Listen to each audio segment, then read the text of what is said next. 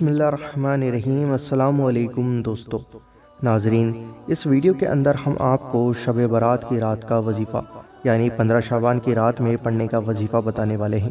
دوستو پہلے ہم آپ کو وظیفے کی فضیلت بتائیں گے، پھر اس کے بعد وظیفہ آپ کو کس طریقے سے کرنا ہے یہ بتائیں گے۔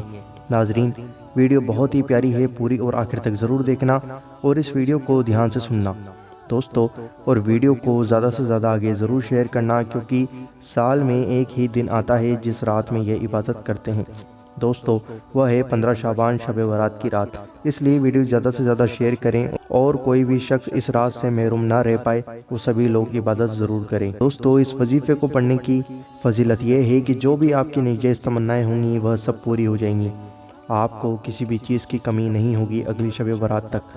اگر آپ اس وظیفے کو پڑھیں گے کسی بھی حاجت کے لیے تو وہ حاجت بھی آپ کی پوری ہو جائے گی۔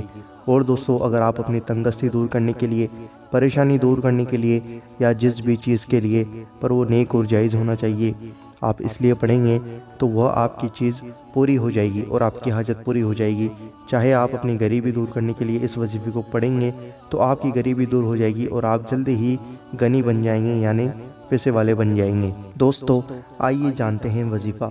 ناظرین اس آیت کریمہ کو آپ کو 600 مرتبہ پڑھنا ہے، اول اور آخر 11 مرتبہ درود شریف پڑھنی ہے۔ 11 مرتبہ درود شریف آپ کوئی سی بھی پڑھ سکتے ہیں جون سی آپ کو آتی ہے دوستو۔ یہ آیت کریمہ یہ ہے جو بھی آپ اپنی اسکرین پر دیکھ رہے ہیں۔ سب سے پہلے آپ بسم اللہ الرحمن الرحیم پڑھیں، پھر آپ 11 مرتبہ درود شریف پڑھیں، پھر آپ 600 مرتبہ یہ آیت کریمہ سبحان اللہ و بحمدہ و سبحان اللہ العظیم استغفر اللہ العظیم الذی لا الہ الا هو الحی القیوم و اتوب الیہ حسبی اللہ لا الہ الا هو علیہ توکلت وهو رب العرش العظیم۔ اس طریقے سے اس آیت کریمہ کو، اس پوری آیت کریمہ کو آپ کو 600 مرتبہ پڑھنا ہے۔ جب آپ 600 مرتبہ اس آیت کریمہ کو پڑھ لیں تو پھر آپ 11 مرتبہ درود شریف پڑھیں، جون سی درود شریف آپ نے شروع میں پڑھی تھی وہی درود شریف آخر میں پڑھ لیں دوستو۔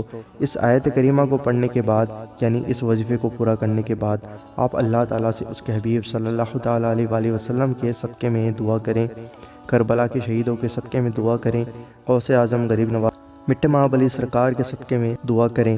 انشاءاللہ عز و جل آپ کی ہر نیک اور جائز تمنا، آپ کی ہر نیک اور جائز دعا، آپ کی ہر حاجت ضرور پوری ہو جائے گی دوستو۔ ویڈیو کو لائک ضرور کرنا کیونکہ ویڈیو لائک کرنے سے زیادہ وائرل ہوتی ہے تو ویڈیو کو زیادہ سے زیادہ آگے ضرور شیئر کرنا، کیونکہ سال میں صرف ایک ہی دن آتا ہے جس دن ہم کو یہ عبادت کرنی ہوتی ہے۔